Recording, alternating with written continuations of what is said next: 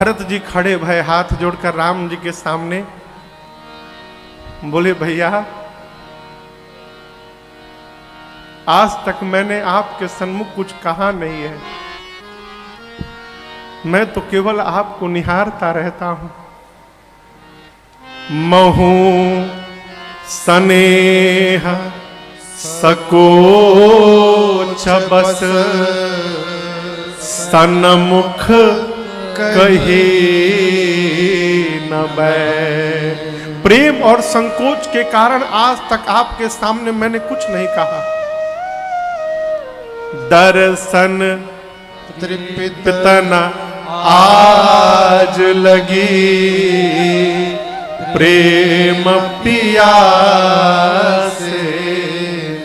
आज तक मेरे नेत्र आपके दर्शन से तृप्त नहीं हो पाए, पहले ये तृप्त हो जाए तब न इसकी बारी प्रारंभ होगी। प्रभु आज तक यही तृप्त नहीं हो पाया, इसलिए इसको अवसर ही नहीं मिला। मैं कुछ बोला नहीं आज तक आपसे। आज गुरु जी ने कहा है बोलने के लिए। गुरुदेव, मैं भैया से नहीं बोलना चाहता हूं, मैं यहां बैठी पूरी सभा से बोलना चाहता हूं। मैं अपने रघुनाथ जी के स्वभाव को ठीक से जानता हूं। मेरे भैया का स्वभाव है अपराधी पर भी क्रोध नहीं करते हैं। मैं तो इनका भाई हूं, ये अपराधी हूं पर कोह न काहू, मैं जानू निज नाथ स्वभाव। आपको एक बात कहूं गुरुदेव, बचपन से लेकर आज तक मेरे भैया ने कभी मेरे मन को दुखाया नहीं है, कभी मेरे मन को तोड़ा नहीं है। हम एक बहुत भीतर की बात बताते हैं। हम लोग जब बचपन में खेलते थे गुरुजी ना, तो हमेशा खेल के समय लक्ष्मण को भैया अपने साथ रखते थे और हमसे कहते थे, भरत तुम विरोधी दल में जाकर खड़े हो जाओ। मैं हाथ जोड़कर कहता था, प्रभु मैं सपने में भी आपके विरोध में नहीं खड़ा हो सकता हूं, आप मुझे अपने विरोध में क्यों खड़ा करते हैं? तो कहते थे, भरत जब तुम विरोधी दल में खड़े रहोगे ना, तो अपने भरत को मैं देखता रहूंगा, अब मेरा भरत अपने राम भैया को देखता रहेगा, हम दोनों आमने सामने रहेंगे तो एक दूसरे को देखते रहेंगे। अब गुरुदेव खेल प्रारंभ होता था, अब मैं तो भैया को देखता ही रह जाता था और मैं हारने लगता था गुरुजी। और जब मैं हारने लगता था ना, तो ठीक हारने से पहले ये रघुनाथ जी, हारे हूं खेला जीता वही मोह। इस पापी भरत को जिताने के लिए रघुनाथ जी स्वयं हार जाते थे। कई बार हारा हुआ खेल हमको जिताए हैं और स्वयं हारने के बाद गुरुदेव पूरी अयोध्या में दौड़ दौड़ कर कहते थे कि मेरा भरत मेरे से भी अच्छा खेलने लगा, आज मेरे भरत ने मुझे खेल में परास्त कर दिया। गुरुदेव हमारे इस प्रेम को किसकी नजर लग गई गुरुजी? मेरे कारण मेरे प्रभु को वन में आना पड़ा। गुरुजी विह्वल हो गए। गुरुदेव ने संभाला, भरत जी आप जो कह रहे हैं वो सत्य नहीं है। राम जी ने कहा, भरत जी आज आपने अपने आप को पापी कहा, सावधान आज के बाद मत कहिएगा। राम जी कहते हैं, पुण्य से लोक तात तर तोरे। भरत जी ब्रह्मांड में जितने पुण्यशाली जीव हैं आपके पांव के धूल के नीचे हैं, बराबर भी नहीं है। पुण्यशाली जीव आपके चरण के धूल के भी बराबर नहीं है। पुण्य से लोक तात तर तोरे। और मां भरत, मां का कोई अपराध नहीं है भाई। मेरी मां कैकई बैठी है, जो मेरी मां को दोष देगा वो व्यक्ति जीवन में कभी अपने घर में श्रेष्ठ की सेवा नहीं किया होगा, जो कभी साधु की सेवा नहीं किया होगा, वो कहेगा मेरी मां कैकेयी का अपराध है। भरत हित और अनहित पशु पक्षी भी जानते हैं। वही पक्षी नाच दिखाने वाले के साथ घुमा करते हैं, वही पक्षी बहेलिए को देखकर भाग जाया करते हैं। क्यों? वो जानते हैं वो कौन हितैषी है कौन अहितैषी है। पशु पक्षी भी जानते हैं।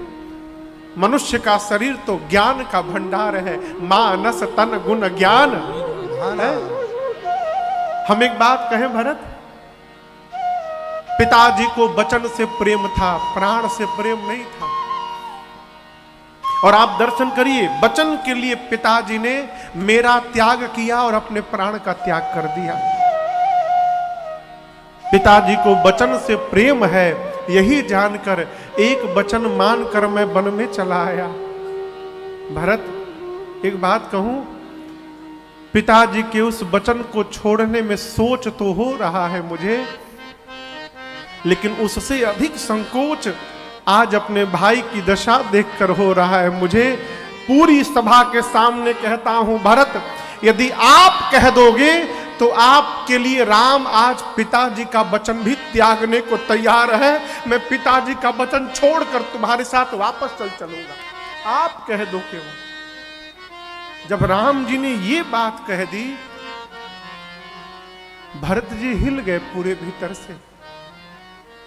मेरे लिए मेरे भैया बाबूजी का वचन छोड़ने को तैयार हो गए। बोले ना नाथ, मैं नहीं कहूंगा। जेहि विधि प्रभु प्रसन्न मन हो, करुणा सागर कीजिए सो। प्रभु, जैसे आपका मन प्रसन्न हो आप करें। आप जो आज्ञा देंगे हम पालन करेंगे। चौथी बैठकी अब प्रारंभ हुई। गुरु जी सबको लेकर राम जी के पास गए। बोले राम, कोई निर्णय नहीं ले रहा है, आप निर्णय ले लो। राम जी बोले, आपके चरणों की सौगंध लेता हूं गुरुदेव, आप और जनक जी जो आज्ञा देंगे राम उसी का पालन करेगा। आप लोग बड़े हैं, निर्णय लीजिए। सब एक दूसरे के सिर पे टालने लगे। कोई जब निर्णय नहीं लिया तो भरत भैया खड़े होकर बोले, भैया हम बताएं हम क्या चाहते हैं। राम जी बोले, कहो क्या चाहते हो। भरत जी बोले, जहां नाथ रख दोगे, जहां नाथ रख दोगे, आप जब तक नहीं कहिएगा वहीं मैं रहूंगा। जहां ले चलोगे वहीं मैं चलूंगा। यहां दर्शन करिए, भरत जी कहते, प्रभु मैं आपकी सेवा करना चाहता हूं। कैसी? राम जी बोले, कैसी सेवा करना चाहते हैं। भरत जी कहते, प्रभु अज्ञान सम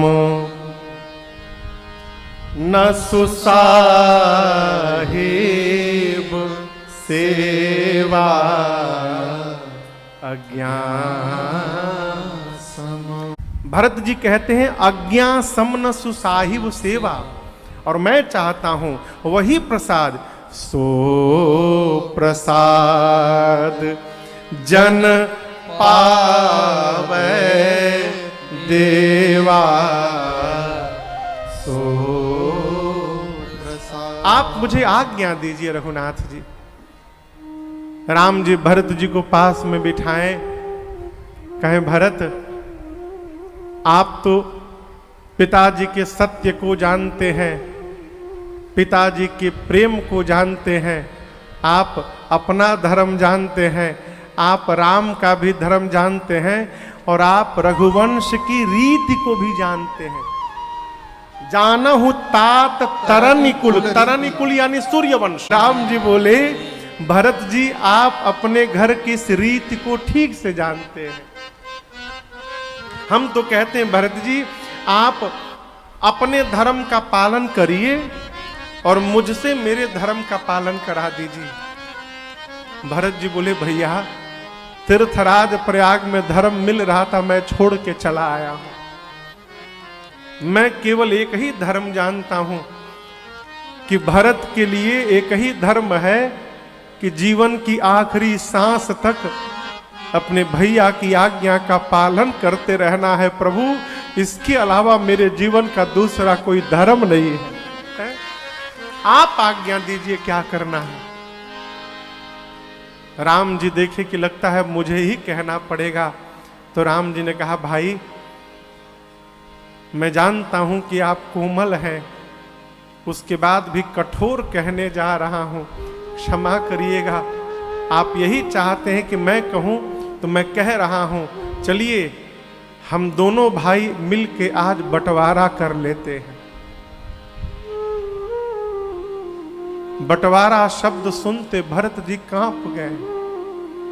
कहे भैया अयोध्या की संपत्ति को आप ठोकर मार के वन में चले आए, मुझे प्राप्त हो रहा था, मैं भी ठोकर मार के आपके पास वन में आ गया हूं और आप मुझसे बंटवारा की बात करते हैं, संपत्ति बांटेंगे आप मुझसे। राम जी बोले भाई बांटेंगे तो अवश्य, लेकिन आज हम दोनों भाई अपने घर की संपत्ति नहीं बांटेंगे, हम दोनों भाई मिलकर आज अपने घर की विपत्ति बांटेंगे। भाई हम विपत्ति में बंटवारा करेंगे। राम जी क्या बोले, बांटी विपत्ति सबहि मोहि भाई, तुम ही अवधि भरी बड़ी कठिना। क्षमा करिएगा, इस बात का चिंतन करते रहना चाहिए कि हमारे जीवन में प्राथमिकता हमारे घर की संपत्ति का है कि हमारे घर में प्राथमिकता हमारे घर के संबंधों का है। इसका निर्णय स्वयं करिएगा। आपके लिए संबंध पहले है कि संपत्ति पहले है। माई बाप, संपत्ति आज है कल नहीं रहेगी, आज नहीं है तो कल हो जाएगी, लेकिन संबंध समाप्त हो गया ना तो दोबारा बनने वाला नहीं है। ये प्रसंग कहता है घर में बांटना हो तो संपत्ति को ना बांटिए, विपत्ति बांटिए। जब भरत जी को राम जी ने उठाकर हृदय से लगाया तो वहां सब लोग आनंद में थे और दो लोग एकांत में जाके रो रहे थे। वो जानते दो लोग कौन थे? एक विभीषण जी थे और दूसरे सुग्रीव जी थे। रो क्यों रहे थे? ये कह रहे थे बताओ, एक ये दोनों भाई हैं, जहां एक भाई ने अपने भाई के लिए अपने कुल के संपत्ति को ठोकर मार दिया और भाई को उठाकर हृदय से लगा रहे हैं, और एक हम भाई हैं जो अपने भाई को मरवा कर आउट उन्हीं के सत्ता पर राजा बन के बैठे हैं। ये कहां जी रहे और हम कहां जी रहे थे। उन दोनों को ग्लानि हो गई। इस बात का चिंतन करिए। बांटना है, विपत्ति बांटिए।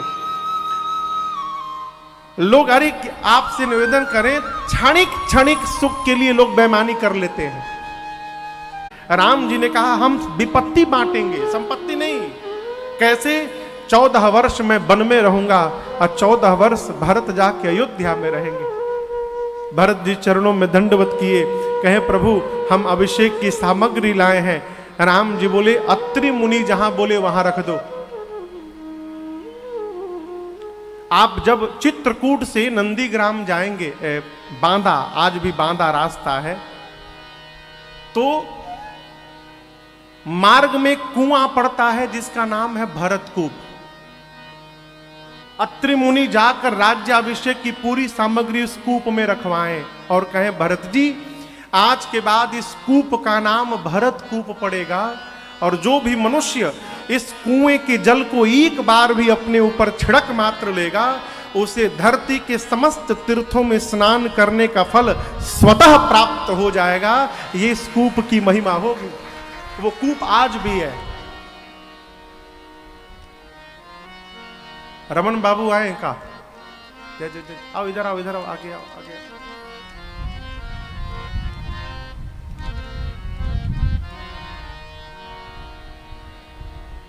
5 दिन गुरु आज्ञा, राम जी की आज्ञा प्राप्त करके भरत जी ने चित्रकूट का दर्शन किया है।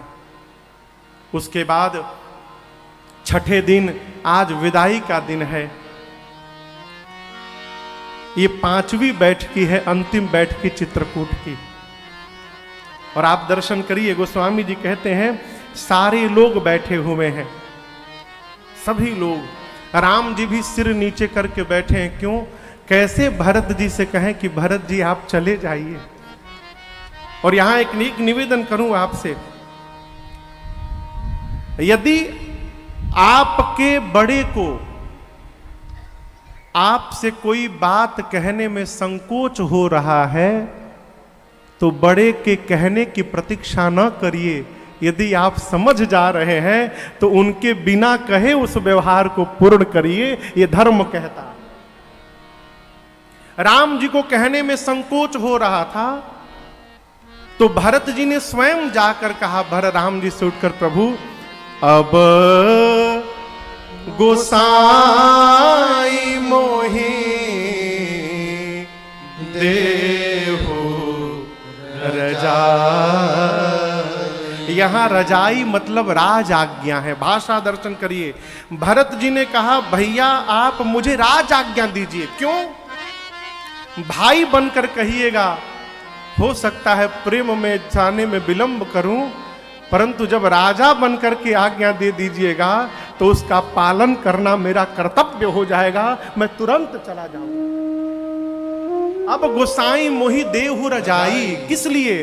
सेवं अवध अवधि भरी जाई। अवधि यानी 14 वर्षों तक श्री अवध की जाकर मैं सेवा कर सकूं, इसके लिए मुझे आज्ञा दीजिए।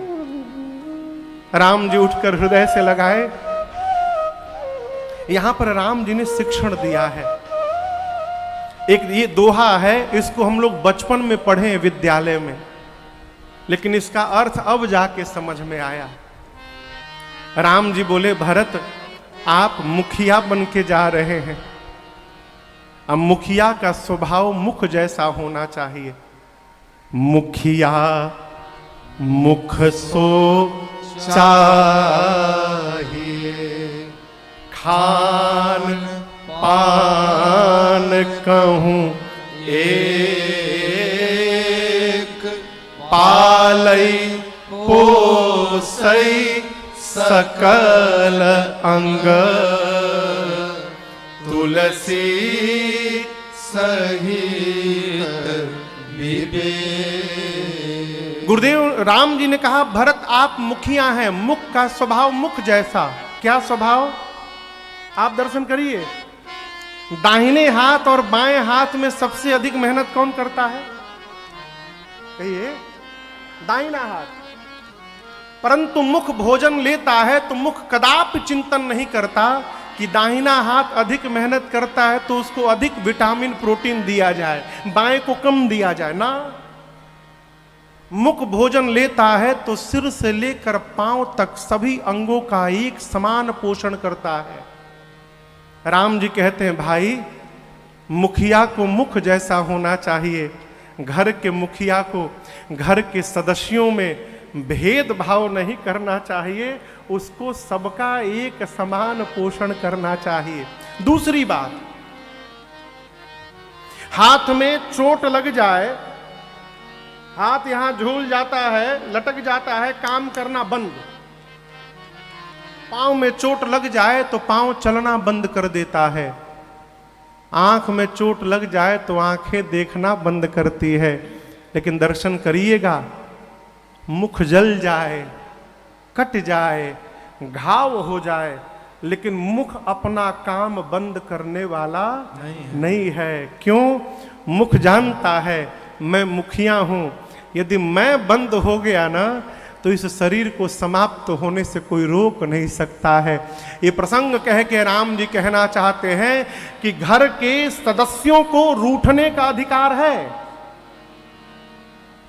घर के जो मेंबर हैं उनको रूठने का अधिकार है, परंतु घर के मुखिया को रूठने का कोई अधिकार नहीं है। छोटा रूठेगा, बड़ा मना लेगा, जब बड़ा ही रूठ जाएगा तो कौन मनाएगा हो। राम जी नाना प्रकार से उपदेश किए। भरत जी कुछ चिन्ह चाहते हैं और यहां दर्शन करिए, राम जी वन में नंगे पांव गए थे।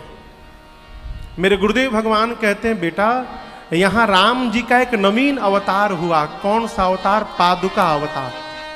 भरत जी को देने के लिए भगवान ने अपने आप को ही पादुका के रूप में परिवर्तित करके दिया। बाबा कहते हैं, प्रभु करि कृपा पावरे देने,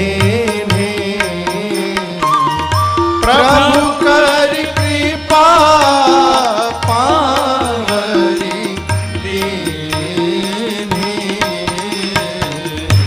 सादर भरत शीस धरे ले, सादर भरत शीस धरिली, भरत मुदित अवलंबन ते, भारत मुदित अवलंब लहे ते, अस सुख जस सिय राम रहे ते, अस सुख जस सिय राम रहे ते, अस सुख जस सिय राम रहे ते। प्रभु ने पादुकाओं को दिया। भरत जी को लगा मानो पादुकाओं के रूप में स्वयं श्री सीताराम जी ही उनके साथ जा रहे हो। सिरोधार्य किया है।